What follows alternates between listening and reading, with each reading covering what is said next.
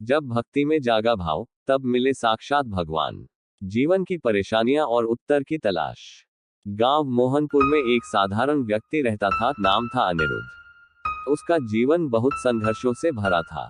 खेती बाड़ी करता था, लेकिन फसल कभी वक्त पर नहीं होती। घर में आर्थिक तंगी, बीमारियां, पारिवारिक झगड़े, कहने का मतलब जैसे हर दिशा से दुख ही दुख घिरा था।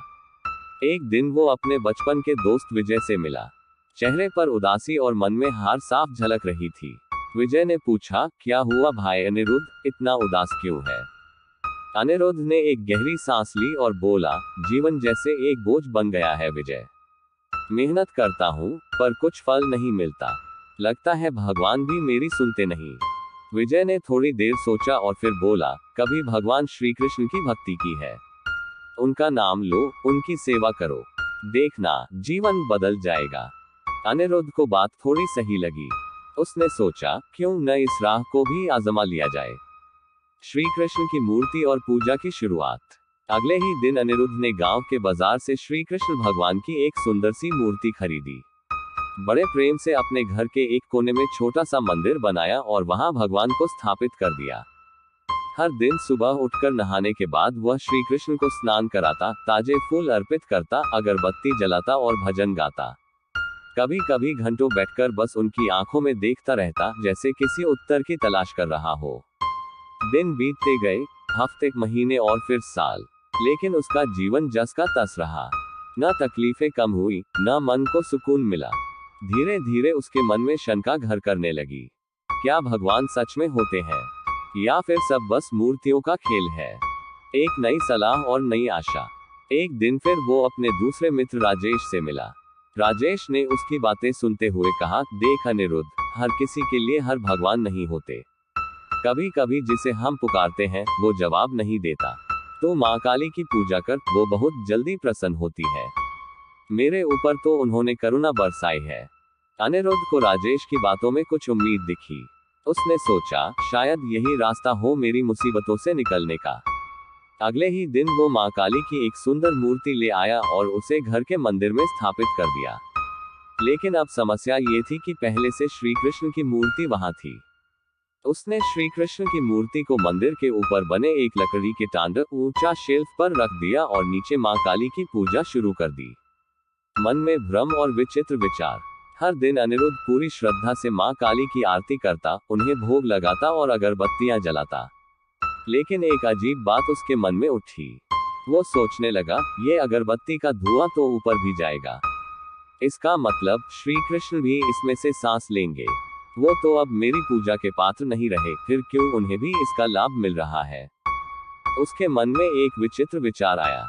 उसने सोचा कि क्यों न श्री कृष्ण की मूर्ति के मुंह पर कपड़ा बांध दूं, ताकि धूप धुएं की खुशबू सिर्फ माँ काली तक पहुंचे। वो तुरंत सीढ़ी लगाकर ऊपर चढ़ा और श्री कृष्ण के मुंह पर कपड़ा बांधने ही वाला था कि चमत्कार और आत्मबोध। जैसे ही अनिरुद्ध ने भगवान श्री कृष्ण के मुंह की ओर हाथ बढ़ाया, एक अद्भुत बात हुई। किसी ने उसका हाथ थाम लिया। चौंककर उसने नीचे देखा, लेकिन वहां कोई नहीं था। फिर ध्यान से देखा, श्री कृष्ण की मूर्ति में हलचल थी। उनकी आंखों से जैसे प्रेम की धारा बह रही थी और उनके चेहरे पर मुस्कान थी। अनिरुद्ध घबरा गया। डर, आश्चर्य और श्रद्धा सब भाव एक साथ उमड़ पड़े। उसके मुंह से निकल गया, प्रभु, इतने वर्षों से पूजा कर रहा था, तब कुछ नहीं हुआ। आज अचानक प्रकट हो गए, वो भी तब जब मैं आपका मुंह ढांकने आया। श्री कृष्ण का स्नेह भरा उत्तर। श्री कृष्ण मंद मंद मुस्कुराए और बोले, अनिरुद्ध, इतने वर्षों से तू मेरी पूजा करता रहा, पर एक मूर्ति समझकर। तेरे मन में मेरे लिए भाव नहीं था, बस क्रिया थी, नियम था। लेकिन आज तेरे मन में यह भाव आया कि मैं सांस ले रहा हूँ। यही भक्ति का सच्चा भाव है।